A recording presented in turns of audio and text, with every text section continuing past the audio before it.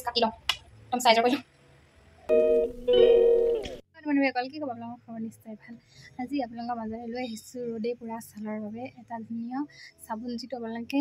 ঘৰতে বনাই ব্যৱহাৰ কৰিব পাৰিব মাত্ৰ দুটা বস্তু দি আৰু বলকচোন তেতিয়াহ'লে কেনেকৈনো বনাওঁ যোনটো আপোনাৰ হালমানৰ দাগ থাকে সেইটো দাগো নোহোৱা হ'ব যোনটো ৰ'দে পুৰা দাগ হয় সেইটো নোহোৱা হ'ব এতিয়া গৰমত ৰ'দে পুৰা ছাল মানে বহুত বেছি হৈ আছে মানুহবোৰৰ ৰ'দে পুৰি যায় সেইবাবে এইটো চাবোন ব্যৱহাৰ কৰি আপোনালোকে ভাল পাব বুলি মই আশা কৰিছোঁ আৰু এটা ৰিকুৱেষ্টেড ভিডিঅ' হয় তেওঁৰ নামটো মই দি দিম বাৰু ইয়াতে কোনে মোক এইটো চাবোন বনাবলৈ কৈছিলে আৰু তেতিয়াহ'লে ভাল লাগিছে এনেদৰে আপোনালোকে ৰিকুৱেষ্ট কৰিবচোন মই এটা আপোনালোকৰ ৰিকুৱেষ্ট ৰাখিবলৈ চেষ্টা কৰিম তেনে বলকচোন বনাবলৈ আৰম্ভ কৰি আপোনালোকে চাই ভিডিঅ'টো দেখিব শিকালৈকে দেই চাওক চাবোন বনাবৰ কাৰণে মই লৈছোঁ প্ৰথমতে আলু দুটা সেইখিনি মই বাকলি গুচাই ল'লোঁ ভালদৰে ধুই ল'লোঁ আৰু এইফালে এল'ভেৰা জেল লৈছোঁ বুজিছেনে সৰু সৰু আছিলে সেইবাবে সৰু এয়া দুডোখৰ লৈছোঁ আৰু এইখিনি মই এতিয়া আলুখিনি পিচ পিচকৈ কাটি ল'ম টুকুৰা কৰি ল'ম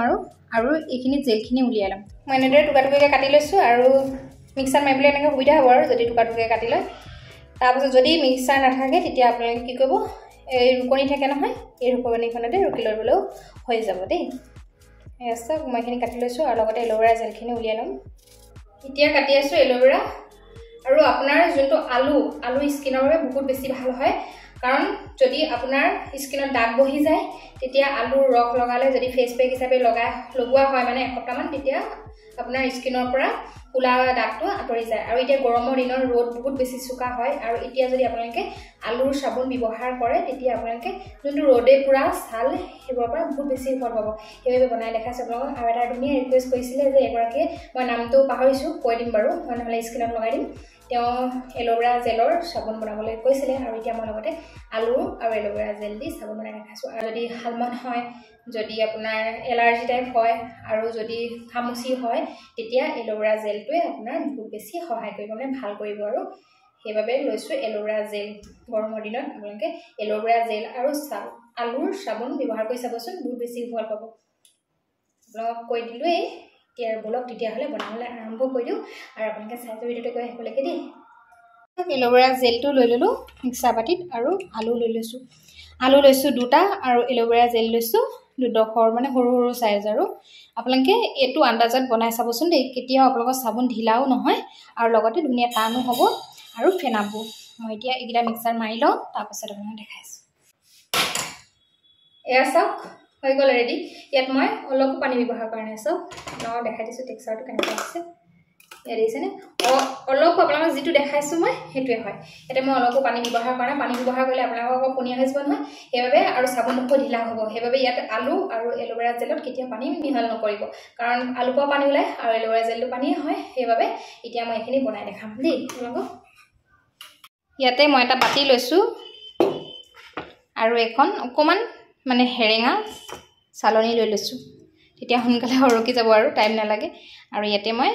দি দিম এইখিনি আৰু ইয়াৰ ৰসখিনি উলিয়াই ল'ম যোনটো হিতাখিনি থাকে সেই হিতাখিনি নলওঁ ৰসখিনি ল'ম এতিয়া মই এইখিনি ৰসটো উলিয়াই লওঁ তাৰপৰা আপোনালোকক দেখাই আছোঁ নেক্সট প্ৰচেছ কি হ'ব আপোনালোকে চাই যাব দেই ভিডিঅ'টো শেষলৈকে তেতিয়াই গম পাব যদি আপোনালোকে এইটো গোটেইটো দি দিম বুলি ভাবে মানে এই পেষ্টটো তেতিয়াও একো অসুবিধা নহয় দি দিব পাৰে এইখিনি চাওক ৰস ওলাই আছে কেনেকৈ দেখিছেনে এইখিনি মই আগত ৰসটো উলিয়াই লওঁ তাৰপিছত আপোনালোকক লগ পাই আছোঁ এয়া চাওক ইয়াত গোটা গোটা হৈ থকাৰ কাৰণে এয়া থাকি গ'লগৈ এয়া চাওক গোটা গোটা হৈ আছে যে সেইবাবে এইটো নিদিলোঁ আৰু ইয়াতো গোটা গোটা হৈ আছে আৰু এইখিনি এয়া চাওক দেখিছেনে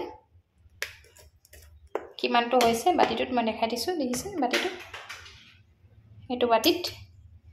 কিমানটো হৈছে আৰু এতিয়া মই কি কৰোঁ আপোনালোকক দেখাই আছোঁ আপোনালোকে একদম মন দি চাবা দেই তেতিয়াহে আপোনালোকৰ ধুনীয়া টান চাবোন হ'ব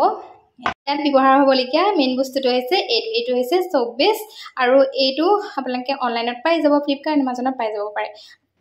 ব্যৱহাৰ হ'বলগীয়া মেইন বস্তুটো হৈছে এইটো হৈছে সোপ বেছ আৰু আপোনালোকে সকলোৱে জানে আৰু যোনে নাজানে তেওঁলোকক মই কৈ দিছোঁ এইটো আপোনালোকে অনলাইনত পাই যাব ফ্লিপকাৰ্ট এমাজনত পাই যাব আৰু মই আনিছিলোঁ ফ্লিপকাৰ্টৰ পৰা এইটো হৈছে এপোৱা 100 টকা লৈছিলে আৰু আপোনালোকে সৰহকৈ আনিম বুলি ভাবে যদি তেতিয়া 1 কেজিও পাই যাব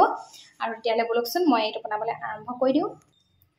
এইটো এতিয়া মই এনেদৰে টুকুৰা টুকুৰকৈ কাটি ল'ম তেতিয়া গলাত সহজ হ'ব মানে একেবাৰে সহজভাৱে কাটিব লাগিব এতিয়া মই এইখিনি টুকুৰা টুকুৰকৈ কাটি লৈ তাৰপিছত দেখাই আছোঁ বহুত চাবোন বনালোঁ আপোনালোকে চাবোনবোৰত বহুত বেছি মৰম দিছে চাবচোন যোনে নাই চোৱা বাচন ধোৱা চাবোন বনাইছোঁ, চব বেছ দিয়াকৈ বনাইছোঁ, আকৌ চব বেছ নিদিয়াকৈও বনাইছোঁ।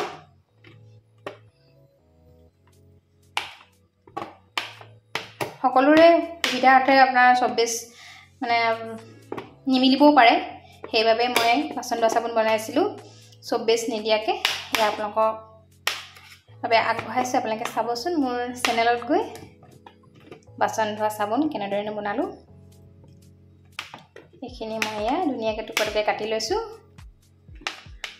আৰু এতিয়া এটা মই চচপেন লৈ ল'ম।